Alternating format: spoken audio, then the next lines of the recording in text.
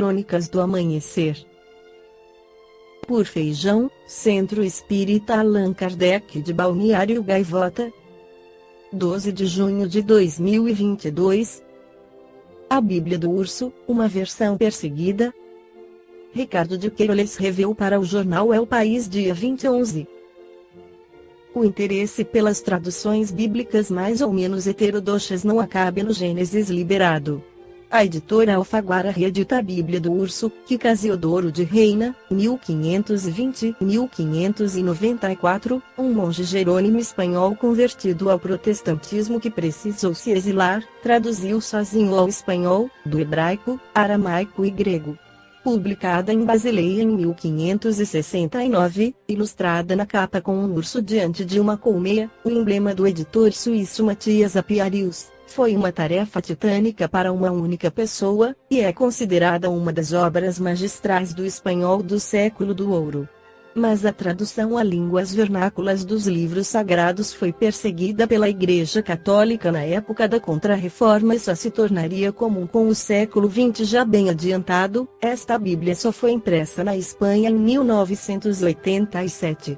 Serviu de base a Bíblia Reina Valera, corrigida por seu colaborador Cipriano de Valera, e que é a mais conhecida no mundo protestante em espanhol. Se não fosse proscrita pelo catolicismo, essa obra ocuparia um local de destaque na história da literatura espanhola. Estaria ao lado das de Cervantes e São Juan de la Cruz, diz André Jaume, responsável por essa edição. A tradução da Bíblia Reina Valera é rigorosa, diz, de uma grande beleza, com ecos de Garcilaso, Góngora e Quevedo, e que no prólogo interpela o leitor em um tom próximo e caloroso como o de Cervantes. Além disso, a obra introduziu notas que tentam unificar a crença, reconciliar as famílias cristãs. Porque o autor não era um reformista dogmático, e sim alguém que apostava na universalidade da fé. Jaume lamenta que o valor literário desta edição da Bíblia tenha sido desprezado pela censura católica.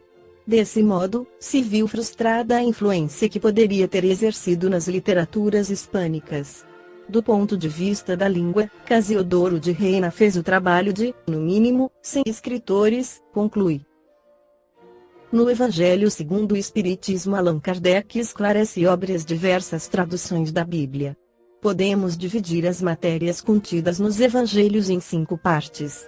1. Os atos comuns da vida do Cristo. 2. Os milagres. 3. As profecias. 4. As palavras que serviram para o estabelecimento dos dogmas da Igreja. 5. O ensino moral. Se as 4 primeiras partes têm sido objeto de discussões, a última permanece inatacável. Diante desse código divino, a própria incredulidade se curva. É o terreno em que todos os cultos podem encontrar-se, a bandeira sob a qual todos podem abrigar-se, por mais diferentes que sejam as suas crenças. Porque nunca foi objeto de disputas religiosas, sempre por toda parte provocadas pelos dogmas. Se discutissem, as seitas teriam, aliás, encontrado nele a sua própria condenação, porque a maioria delas se apegaram mais à parte mística do que à parte moral, que exige a reforma de cada um.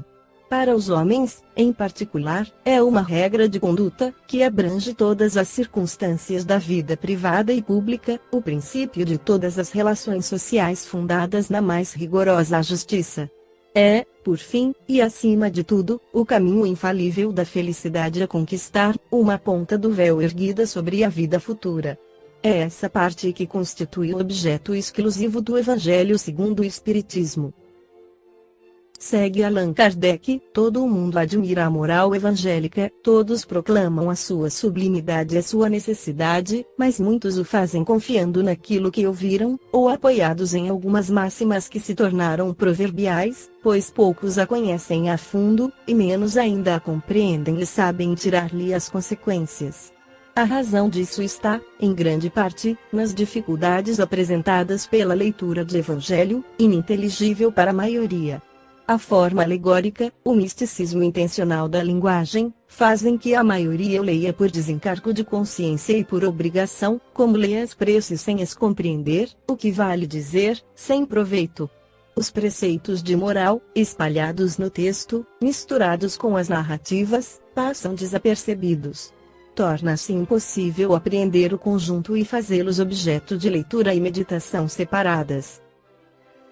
Esta foi a crônica do amanhecer de 12 de junho de 2022. Por Feijão Centro Espírita Allan Kardec de Balneário Gaivota. Que a paz esteja com todos.